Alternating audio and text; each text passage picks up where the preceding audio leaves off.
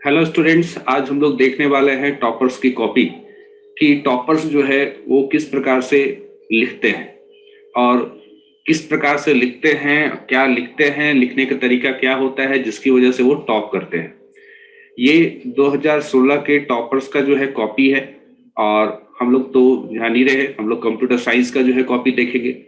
और computer science में देख लीजिए 2016 तक में या 2019 तक में जो क्वेश्चंस आता था वो होता था, टोटल नंबर ऑफ जो क्वेश्चंस होता था वो होता था 21। ठीक है, टोटल नंबर ऑफ जो क्वेश्चंस होता था वो हम लोग का होता था 21।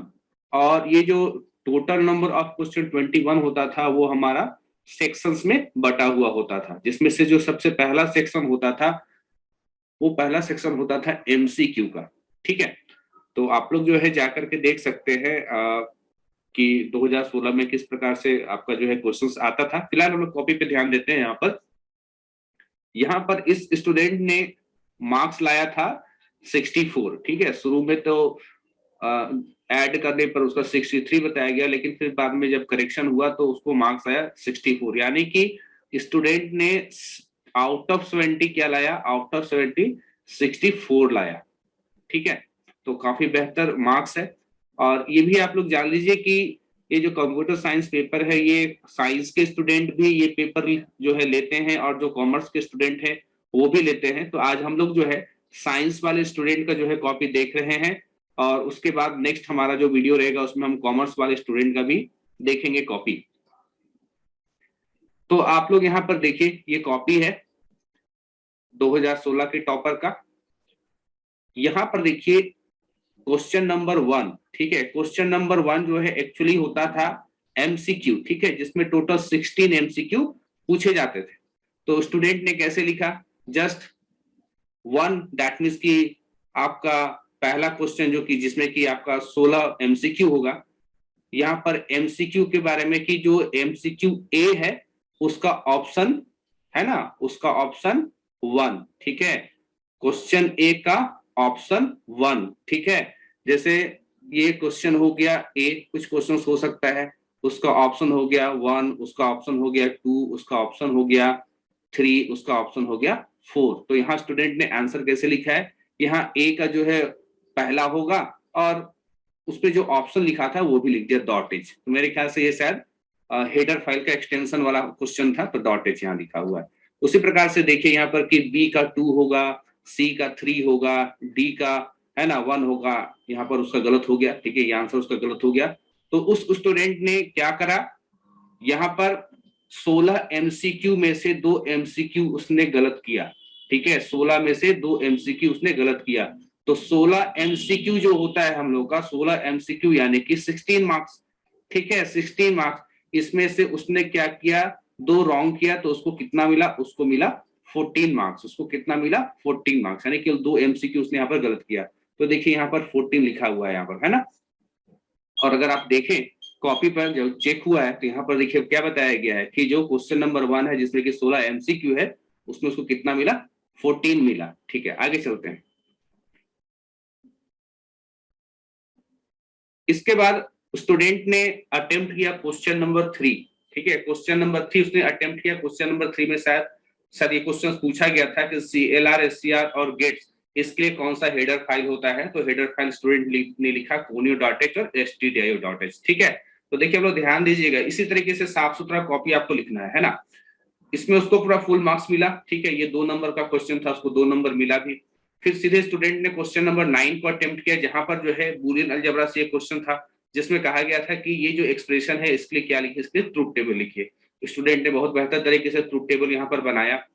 फिर स्टूडेंट ने क्वेश्चन नंबर 8 अटेम्प्ट किया जिसमें शायद पूछा गया था प्राइमरी की के बारे में कि प्राइमरी की क्या होता है। तो प्राइमरी की के बारे में सब कुछ बेहतर तरीके से लिखा है। और यहाँ पर जो ध्यान देने वाली बात है उसको क्या किया, उसको स्टूडेंट ने यहाँ पर अंडरलाइन किया। ठीक है, इस बात को भी देखिए यहाँ पर स्टूडेंट ने इसको अंडरलाइन किया है ताकि जो कॉपी चेक करे उसको ध्यान इस पर जाए। ठीक है, इस पे भी इसको 2 मार्क्स मिल गया है।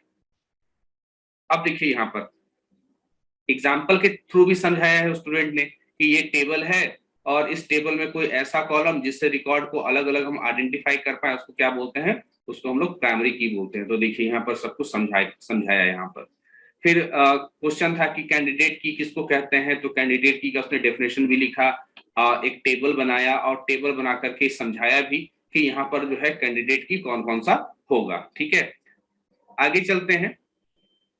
उसके बाद स्टूडेंट ने सीधे क्वेश्चन नंबर 19 अटेम्प्ट किया। ठीक है, स्टूडेंट को जैसे जैसे आंसर आ रहा था, सबसे पहले जो जो आंसर उसको आ रहा था उसने वो बनाया। आपको भी वैसे ही करना है, जो आंसर आपको जिसका आंसर को लेकर के आप कॉन्फिडेंट है, सबसे पहले उसी क्वेश्चन को बनाइए फटाफट, ताकि आपका समय बर्बाद ना हो। ठीक है, यानी जो आंसर आपको आता है बहुत अच्छे तरीके से, कि देखते ही आप कह दे कि हाँ इसका आंसर तो आता है, तो उसका आंसर सबसे पहले लिखना है।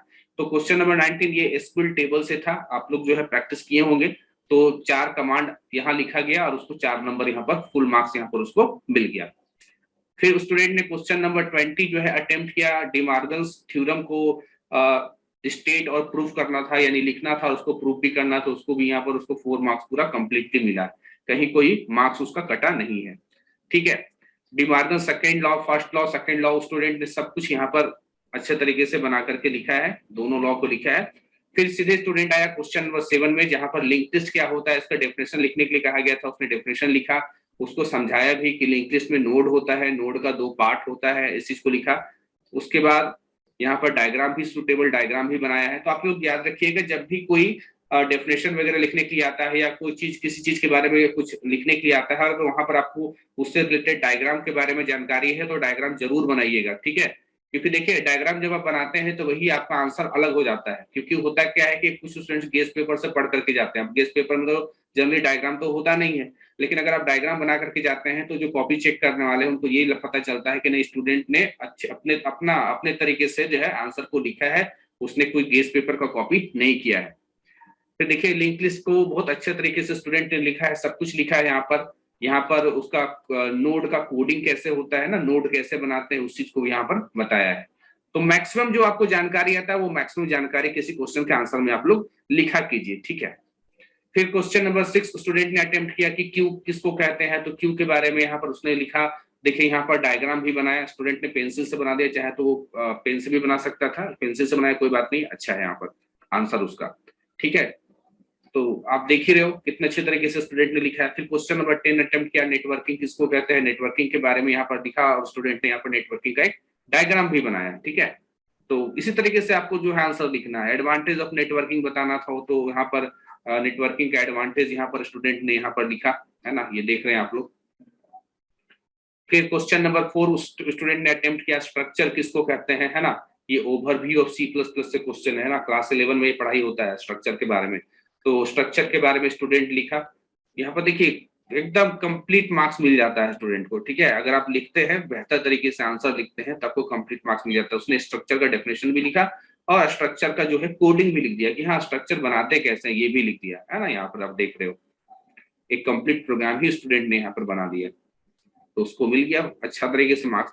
फिर आया कि कंस्ट्रक्टिव फंक्शन और नॉर्मल फंक्शन में क्या डिफरेंस है, उसने देखिए डिफरेंस जब भी आपको बताना हो तो कोशिश कीजिएगा कि डिफरेंस को कॉलम बना करके डिफरेंस को बताइए। ठीक है, कॉलम बना करके डिफरेंस बताने से जो है ये साफ साफ पता भी चलता है कि डिफरेंस क्या है, और जो कॉपी काटते हैं टीचर वो भी उनका भी मन खुश हो जाता है कॉपी को देख करके कि अच्छा डिफरेंस जो है वो कॉलम बना करके स्टूडेंट ने बनाया है। फिर आगे चलते हैं हम लोग, यहाँ पर डिफरेंस को बहुत अच्छे तरीके से लिखा है यहाँ पर स्टूडेंट ने।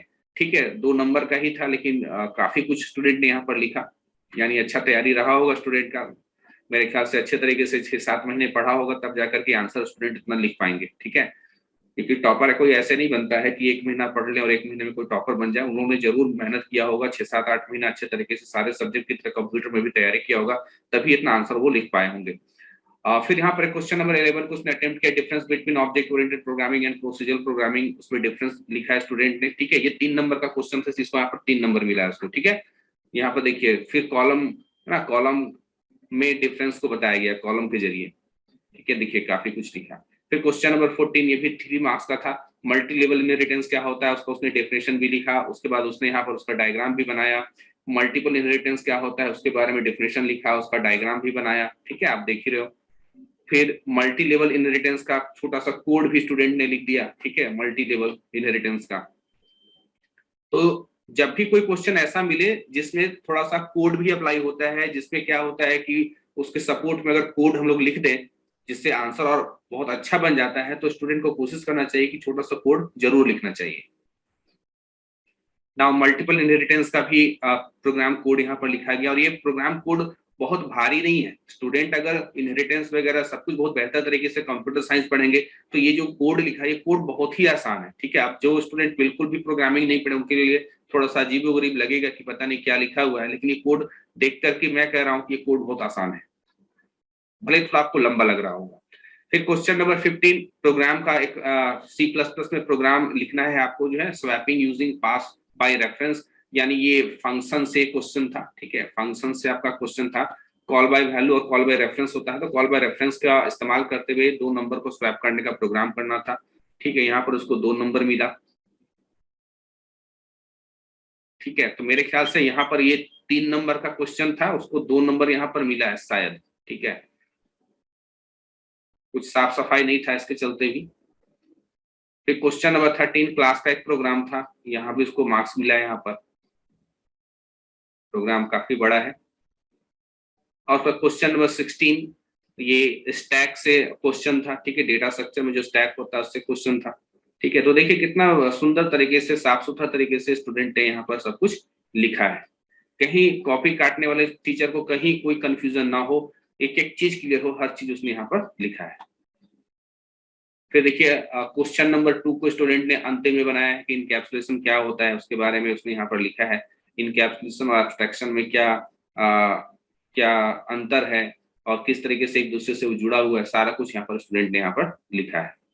फिर डिफरेंस बिटवीन क्वेश्चन नंबर 17 यहाँ पर अटेम्प्ट किया, difference between static memory location और डायनेमिक मेमोरी लोकेशन, इसमें डिफरेंस बताना था, डिफरेंस यहाँ पर लिखा गया है। और देखिए जनरली क्या होता है कि किसी भी चीज का डिफरेंस देखने के लिए आता है, जैसे आया कि स्टैटिक और डायनेमिक मेमोरी लोकेशन में क्या डिफरेंस है। अगर डिफरेंस समझ में बिल्कुल नहीं आ रहा है तो दोनों का डेफिनेशन एटलीस्ट लिख दीजिए, और नहीं तो आप दोनों डेफिनेशंस में से पॉइंट्स को जो है चुन करके, दोनों पॉइंट है ना, दोनों डेफिनेशंस में से पॉइंट चुन करके कॉलम में सजा करके लिख सकते हैं। देन यहाँ पर मर्ज सॉर्ट क्या होता है उसके बारे में लिखा गया है, इसका सॉर्टिंग एल्गोरिदम भी शायद आया था, ठीक है। तो यहाँ पर स्टूडेंट ने यहाँ पर इसका एल्गोरिदम भी लिखा है, ठीक है। देखिए उसने यहाँ पर पेंसिल इस्तेमाल किया है कि शायद कहीं गलती हो जाए तो हम उसको सुधार सके, इसलिए शायद यहाँ पर स्टूडेंट ने पेंसिल भी इस्तेमाल किया। तो एक सीख आपको मिल गया है कि जहाँ लगे कि गड़बड़ हो सकता है तो हम पेंसिल भी इस्तेमाल कर दो, उसमें कोई दिक्कत वाली बात यहाँ पर नहीं है। तो यहाँ पर स्टूडेंट को 3 मार्क्स यहाँ पर क्या हो गया है, स्टूडेंट को मिल गया है। फिर यहाँ पर है बबल सॉर्ट क्या होता है ना। तो बबल सॉर्ट के बारे में उसने यहाँ पर लिखा, एल्गोरिदम भी लिखा है, और अब बबल सॉर्ट क्या होता है वो भी लिखा है, ठीक है। उसके बाद क्वेश्चन नंबर 12 जो था वो शायद प्रोग्राम का आउटपुट लिखने के लिए आया था, तो स्टूडेंट ने यहाँ पर सीधा प्रोग्राम का आउटपुट जो होता है वो आउटपुट लिख दिया उसने। फिर क्वेश्चन नंबर 21 था कि इसमें आपको जो है डेफिनेशन लिखना था, ईमेल का डेफिनेशन लिखना था, है ना। तो यहाँ पर स्टूडेंट ने काफी ज्यादा लंबा चौड़ा लिख दिया है ना, इतना भी लिखने की जरूरत नहीं है, लेकिन चलिए ठीक है, अच्छी बात है। ईमेल के बारे में बहुत अच्छा तरीके से समझा दिया गया है, इसका एडवांटेज भी बता दिया गया ईमेल के बारे में, हालांकि यहाँ बोला नहीं था कि ईमेल का एडवांटेज लिखे। फिर ट्रिपल डब्ल्यू क्या होता है उसके बारे में भी यहाँ पर काफी कुछ यहाँ पर लिखा गया है, ठीक है। तो ये कॉपी खत्म हुआ हम लोगों का।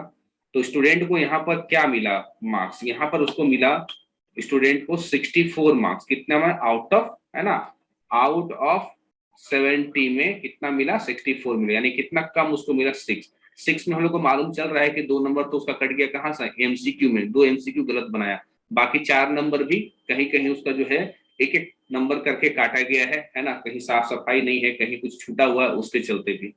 तो आप लोगों ने यहाँ पर कॉपी बेहतर तरीके से देख लिया कि किस प्रकार से एक टॉपर जो होता है किस प्रकार से अपने कॉपी को लिखता है, और आपको इसी चीज को क्या करना है, इसी चीज को आपको यहाँ पर फॉलो करना है, जो यहाँ पर इस स्टूडेंट ने यहाँ पर फॉलो किया है। तो हम लोग मिलेंगे नेक्स्ट एक वीडियो हम लोग और देखेंगे, ठीक है, जिसमें हम लोग देखेंगे कि कॉमर्स के स्टूडेंट ने, ठीक है, कॉमर्स का स्टूडेंट भी था 2016 में, जिसने जो है सेम मार्क्स लाया था, उसने भी 64 मार्क्स लाया था, लेकिन उसका लिखने का तरीका क्या था, वो कितना साफ सफाई से लिखा था, किस तरीके से लिखा था, वो हम लोग देखेंगे नेक्स्ट वीडियो में। तब तक के लिए थैंक यू।